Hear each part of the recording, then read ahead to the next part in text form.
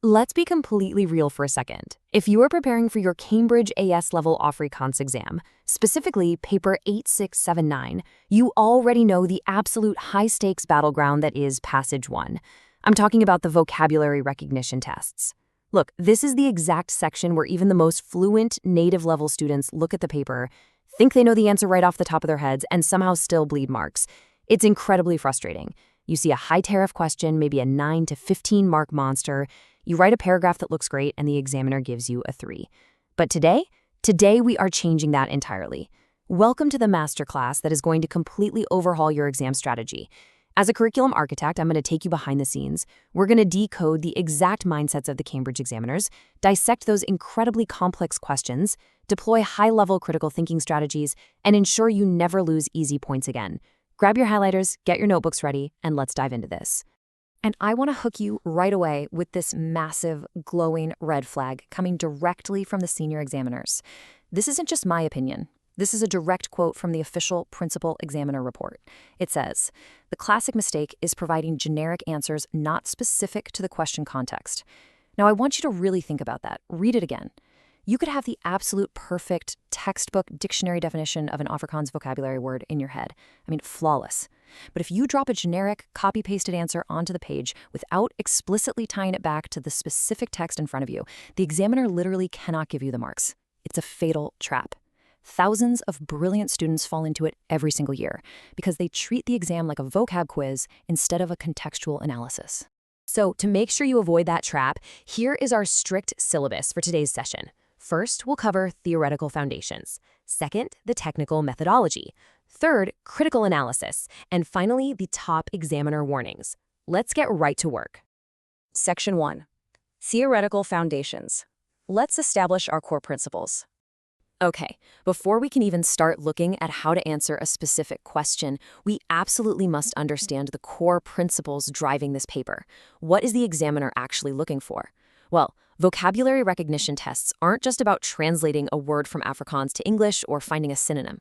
The conceptual framework demands precise definitions, yes, but it also demands that you understand causal relationships within the text. How does this word affect the sense next to it? But here is the massive examiner secret that most students miss: deep cross-topic integration. If you read the principal examiner reports closely, they constantly highlight that candidates who reference cross-topic connections, meaning they link the vocabulary back to broader themes or other syllabus areas, achieve significantly higher marks. You have to show them you see the entire puzzle, not just one single piece. This requires mastering command word anatomy. You need to deeply contrast what it means when an examiner says analyze versus evaluate, or explain versus to what extent. Analyze means breaking down the word's function, while evaluate means judging its effectiveness in the author's argument. To pull that off, we need to understand the 3 specific cognitive domains, or assessment objectives, that the Cambridge rubric targets. Number 1 is knowledge and understanding. That's your baseline AO1. Do you actually know what the words mean? Number 2 is analysis, or AO2. Can you systematically break down how that word functions in the grammatical structure? And number 3 is evaluation, AO3. Can you assess the impact of that word choice on the reader? Now, imagine I have 2 typical students in my study suite. Let's call them Alex and Sam. Alex is highly technical, brilliant at memorizing formulas and facts. Alex totally dominates domain 1. Give Alex a vocab word and boom, perfect definition. But Alex struggles with open-ended evaluation. Then we have Sam. Sam is a creative thinker, strong at building arguments and seeing the big picture. Sam loves domain 3. But Sam's structural precision is a complete mess. Top candidates aren't just an Alex or just a Sam. They demonstrate absolute competence across all 3 of these domains simultaneously. If you're only showing knowledge, you are strictly capping your score at the lowest band. Section 2. The technical methodology, the exact procedural framework you need. All right, so we know the theory, but how do we physically execute these answers on exam day when the clock is ticking down? You need to deploy this standardized 5-step sequence. First, identify the key elements in the question. Isolate the command word. Second, apply the relevant linguistic principles. Third, execute your analysis with clear step-by-step working. Fourth, verify your results against the context of the passage. And fifth, present it in the appropriate formal format. What you are doing here is executing what examiners call the method mark strategy. When Alex and Sam debate how to write an essay, Alex just wants to list the facts in bullet points, while Sam wants to write a beautiful, rambling paragraph that takes 20 minutes. Both are wrong. By using this 5-step sequence, examiners can clearly see your logic. And here's the best part. Even if your final conclusion is slightly off, simply showing this clear systematic processing secures you essential method marks that would otherwise be lost. And a huge part of that methodology relies on incredibly strict conventions. You literally cannot afford to ignore presentation. The examiners specifically look for proper headings, the correct use of linguistic terminology. Don't just say a doing word, say verb or werkwoord in Afrikaans. They look for appropriate formats and clear annotation. If your paper is messy or if you're using informal conversational language to describe a highly specific grammatical structure, you are just throwing away easy methodology points. Clean, structured presentation communicates academic competence before the examiner even finishes reading your first sentence. Now, right before we get into exactly how to solve the hardest data interpretation roadblocks in Passage 1, I'm going to pause our session for a quick second. If you're serious about unlocking these top-tier bands, you need consistent strategy. So right now, hit that subscribe button for Ace the Exam's IGCSE O&A levels at handle at acetheexam_IGCSE. Make sure you turn on all notifications, click that little bell, so you never miss our weekly Cambridge Breakthrough Strategies. We are dropping these monster classes constantly, and you need this edge. Okay, back to the exam. The crucial point here is that your data interpretation skills have to be remarkably sharp. In Passage 1, your data isn't a math equation. It's the Afrikaans text itself, and sometimes the accompanying tables or visual inserts.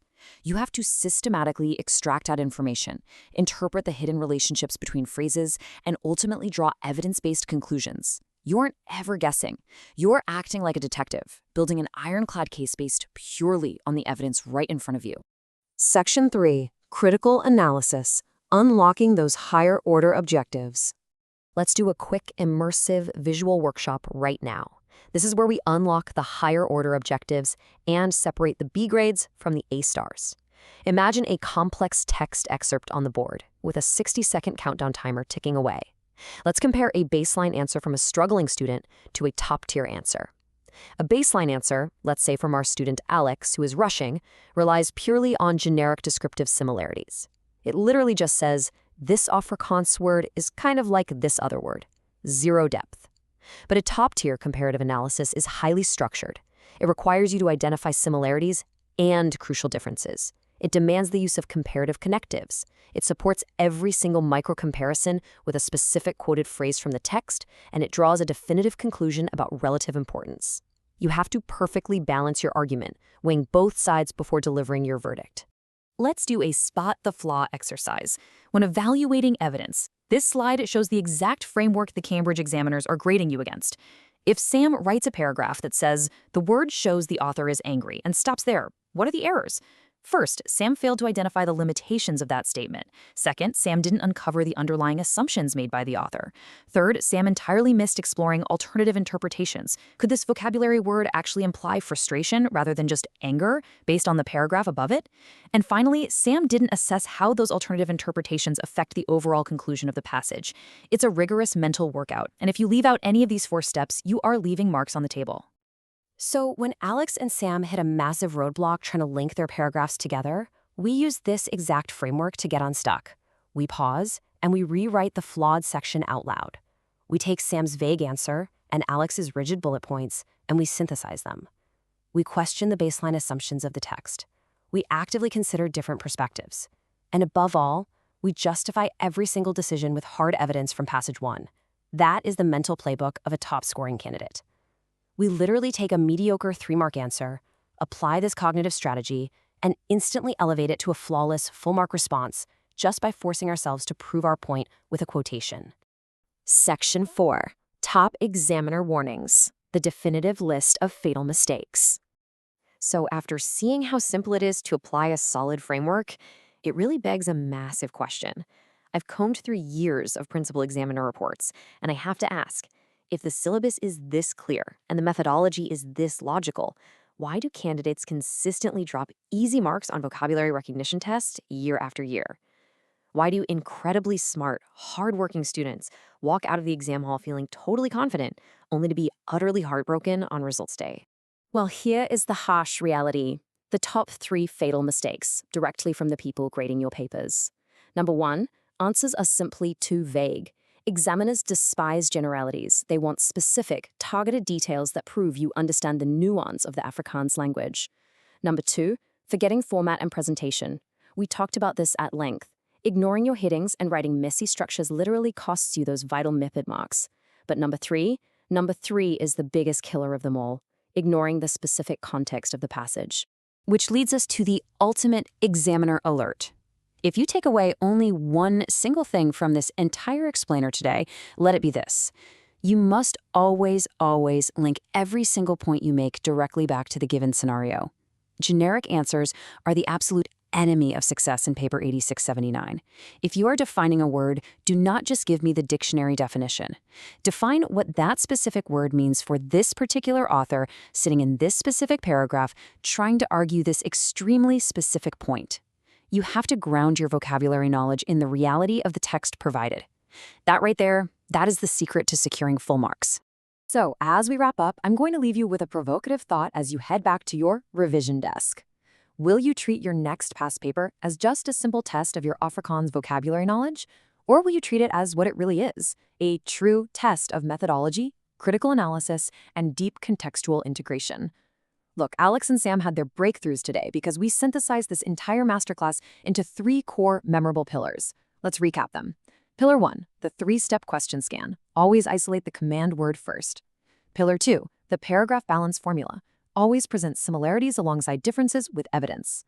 And Pillar 3, the last 5 minutes review checklist, ensuring every single point is tied to the context. Crushing Cambridge exams does not require you to be a genius. It requires consistent, bulletproof strategy. So before you go, hit that subscribe button for Ace the Exam's IGCSE O and A levels at handle @ACEXAM_IGCSE. Turn on the notification bell for our next massive exam hack and drop a comment down below right now with your exact target grade. Put it out there, commit to it, and use these strategies to make it happen. The marks are sitting right there in the text. You just have to go get them. I'll see you in the next one.